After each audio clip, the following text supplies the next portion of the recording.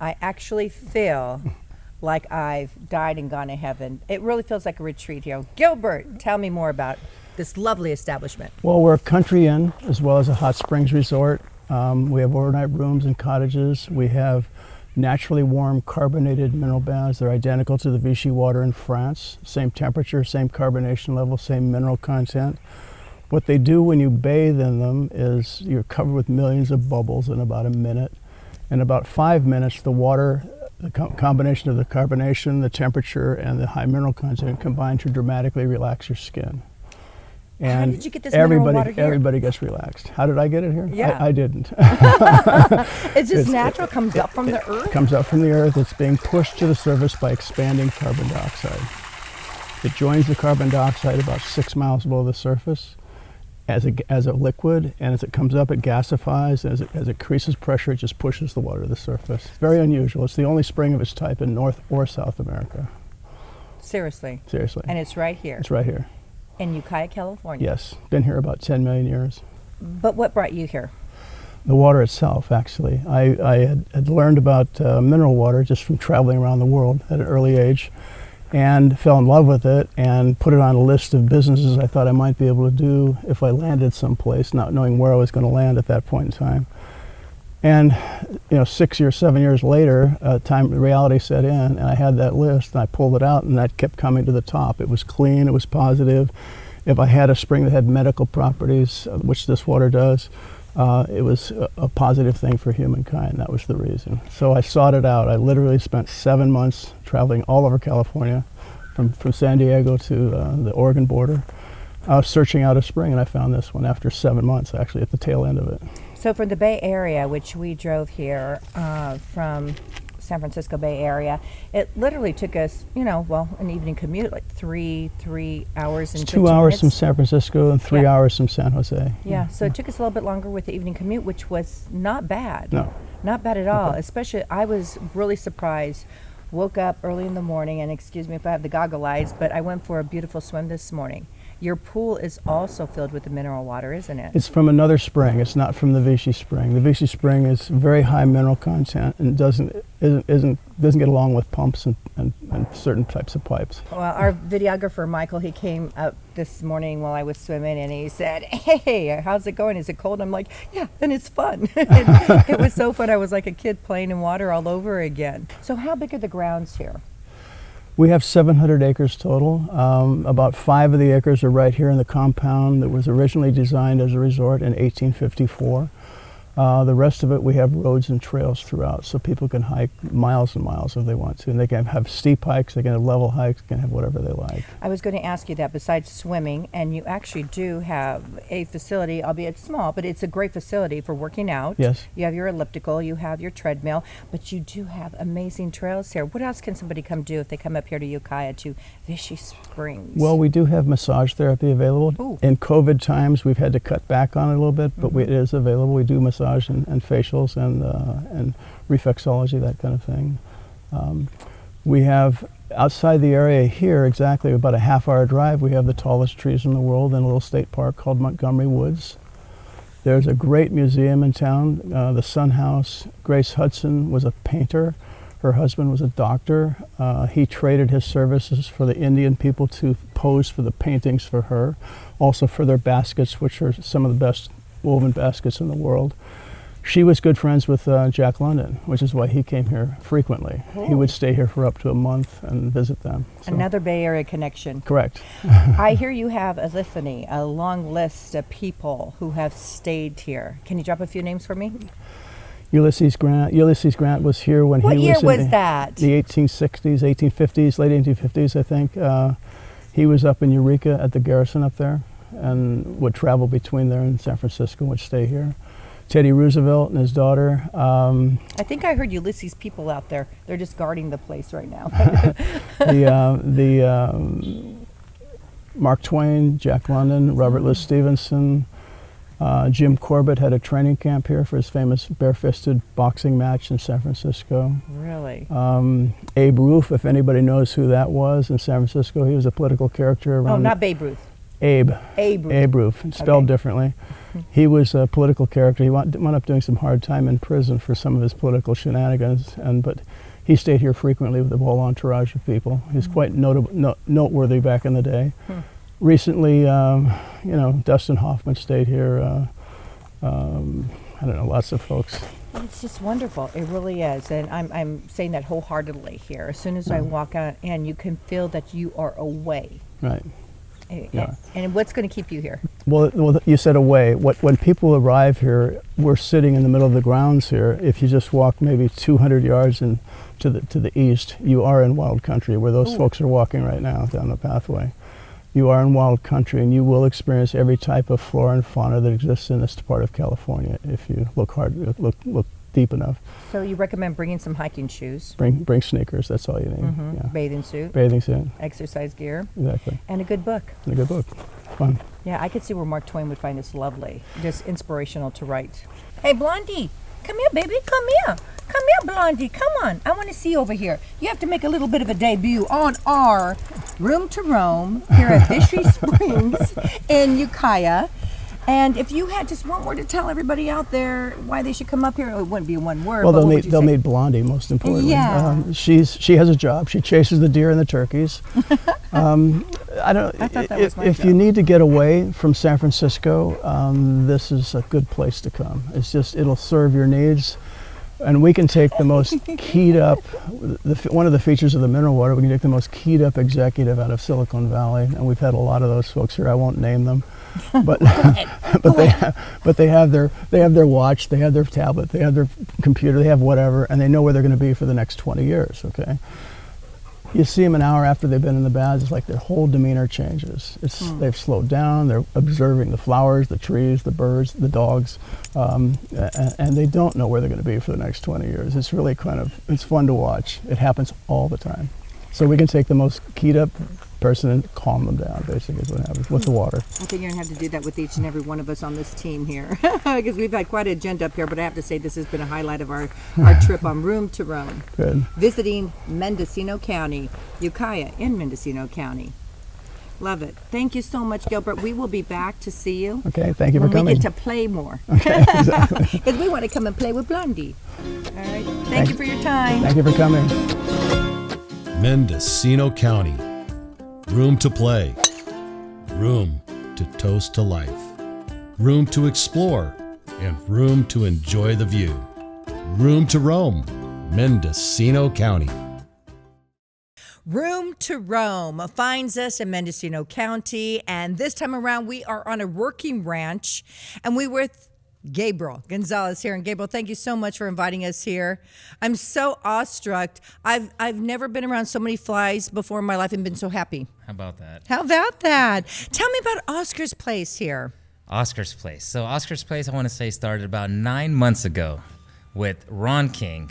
Ron King, a really great influencer, a guy that comes from the media. The guy has been in media and in busyness of life, of New York to LA, and then he found Hopland, surrounded by mountains and valleys and just vineyards. Serendipity is the word he says, so therefore I'm sharing it. And you know, it's exactly that.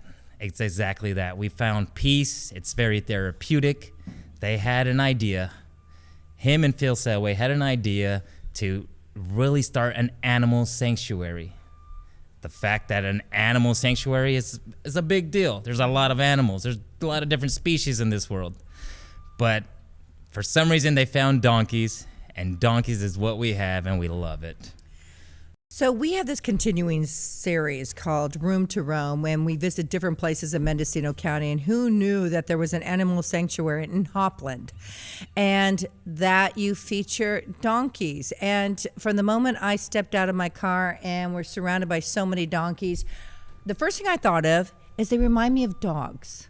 Fact. Is that true? That is very true. The reason being because they have a memory capacity the same as a human. So Seriously? that bond, yeah, definitely. That bond is forever. Really? So they're going to follow me home. Well, Well, they could, but this is a sanctuary. They got it better here they than at my house. might have it better here. They do. So tell me, what do you do in a sanctuary? Okay, so great question. Here we are. You're a busy guy. We are very busy. There's only 4 of us that make it go round. 4. 4. And how many of donkeys us. do you have here? We have 55 donkeys on the property now. Okay, that's over like 12 donkeys per person that you're in charge of, or are you in charge of all of them?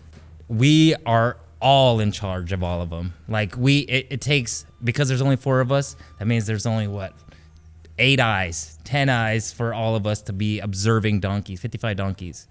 And so it's not like, But obviously they breed, so it's not just 55 donkeys. It expands if you're lucky, because that's what a sanctuary is all about, right? You're preserving the donkeys and you're hoping to grow in numbers. so with that being said, we definitely are trying to preserve the longevity of the donkey and its life, but we have UC Davis come out and help us castrate males, because what can we do if they were all just, producing, fun. reproducing, Especially under the full moon. It's all good. Correct. Right? So again, almost 99% of all these donkeys come from wild, just caught on people's farms, malnourished, neglected, abused.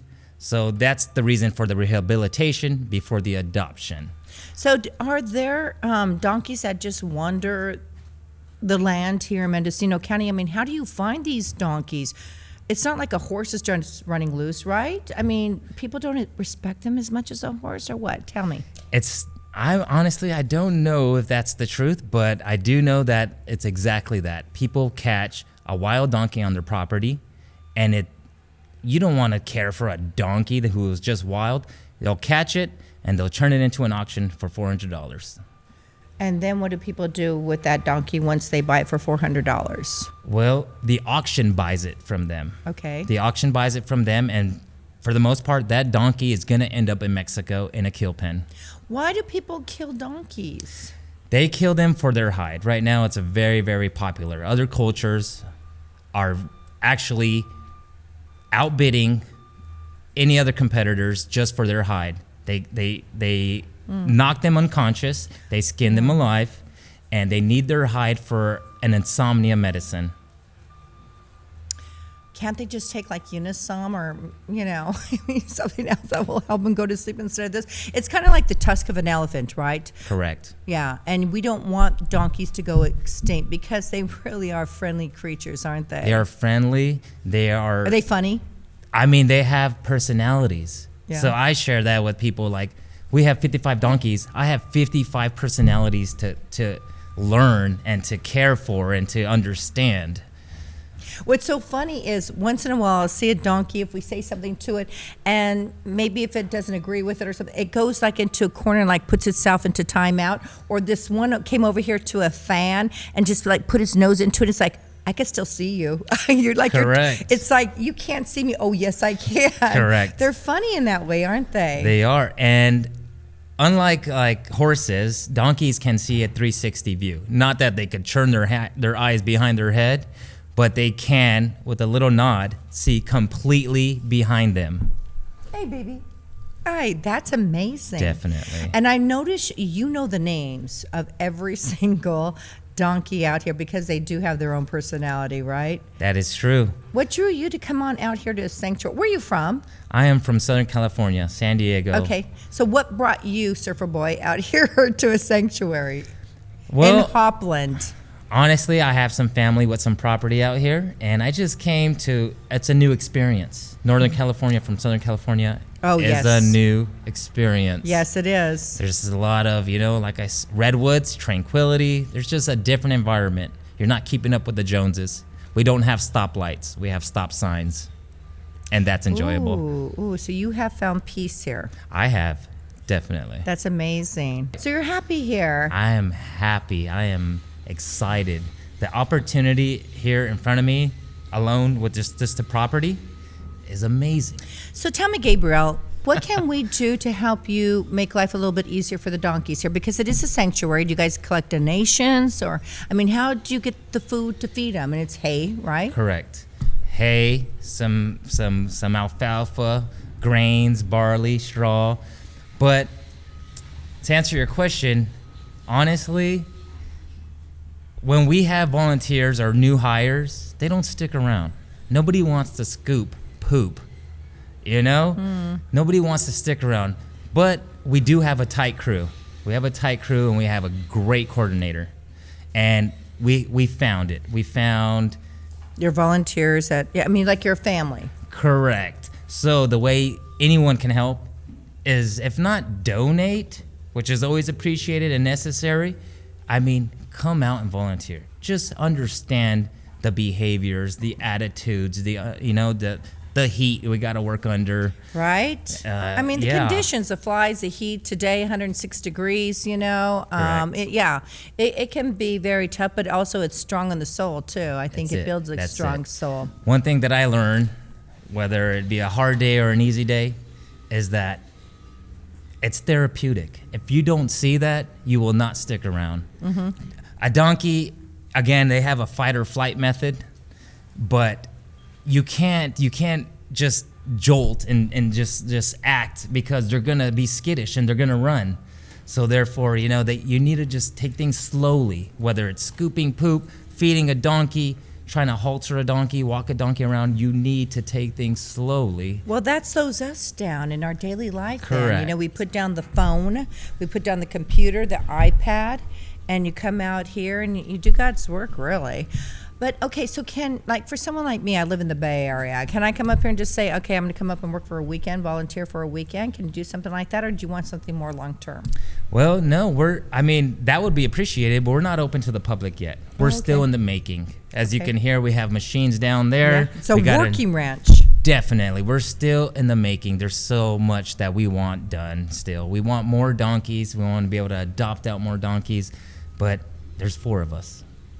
Yes. So it's kind of like, we're still figuring it out. We're all still learning. So again, perhaps we can go online and look up Oscar's Place and see how we can donate financially to help you out until it's opened up to the public, and we can come on out and volunteer our time. Correct. Exactly. Yeah, I think I'd like to spend a weekend out here. It's a beautiful property. It's beautiful. It was a beautiful drive here, and we thank you so much for your time. Honestly, I've learned so much about my pals, and I got to share with you, I have a picture of myself with the donkey when I was like 2 years old. Nice. It's true. Nice. We're going to put it on this podcast here. Great. Gabriel, this has been wonderful. Thank you so much. Thank you so much. You've been a wonderful addition to our Room to Roam throughout Mendocino County. Here we are in Hopland, Oscar's Place. It's a sanctuary for donkeys that are like little baby doggies. They definitely are. All we right. got to get some footage of these babies here. Oh, we will. All right. So awesome. Thank you, Gabriel. Appreciate you. Thank you. Mendocino County, where the redwoods are tall, the ocean is wide, and the valleys sparkle, where there is room to roam. Mendocino County.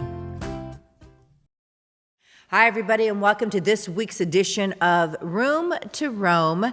Visit Mendocino County. Now, what this is about, it's not just Mendocino, it's visiting the whole county.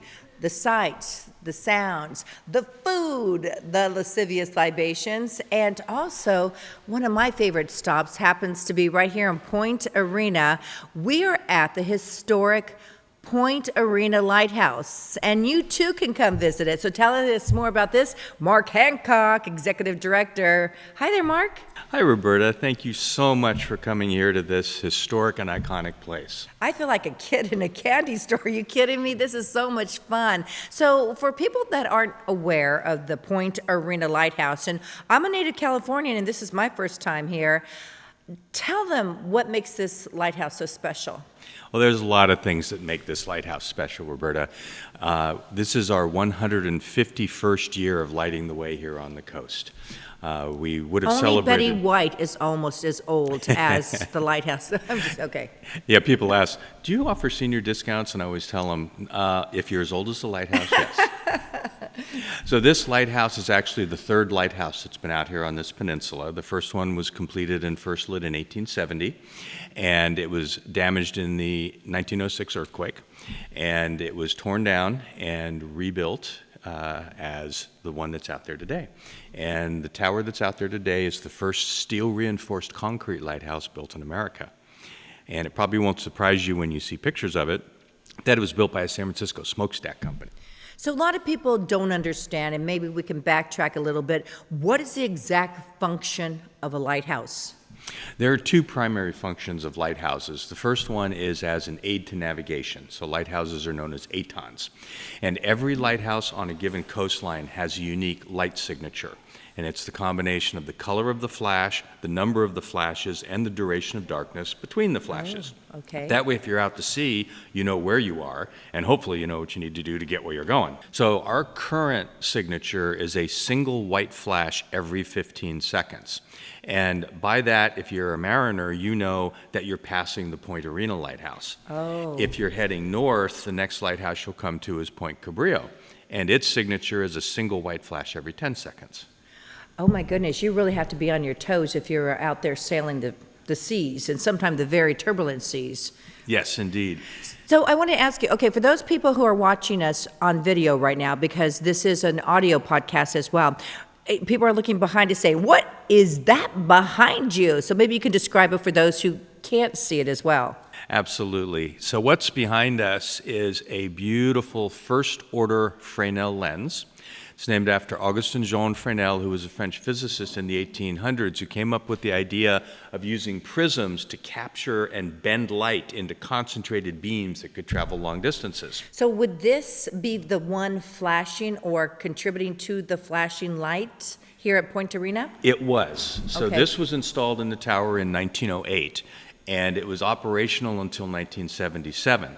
And when this was the operational light, our signature was actually a double white flash every 6 seconds. And the way that they made that happen was to rotate this lens once every 18 seconds. So when you were in the focal point of those double bullseyes, you got a flash, and then 6 seconds of darkness until the next set of bullseyes came around, flash, and that went on all night long, and then they turned it off during the day. So like tonight, how many flashes per so many seconds? It's one white flash every 15 seconds. That's Okay. our current signature. Is there somebody here to man this to make sure that that happens, or now today it's automation? Everything is automated. All lighthouses actually right now are automated. There's one attended lighthouse, which is the Boston Harbor Light, because it's the oldest lighthouse in America. So they officially do still have a lightkeeper there. It's older than this one? Much older than this one, yes. What is the oldest lighthouse in the country? It's the Boston Harbor Light. And how old is that one?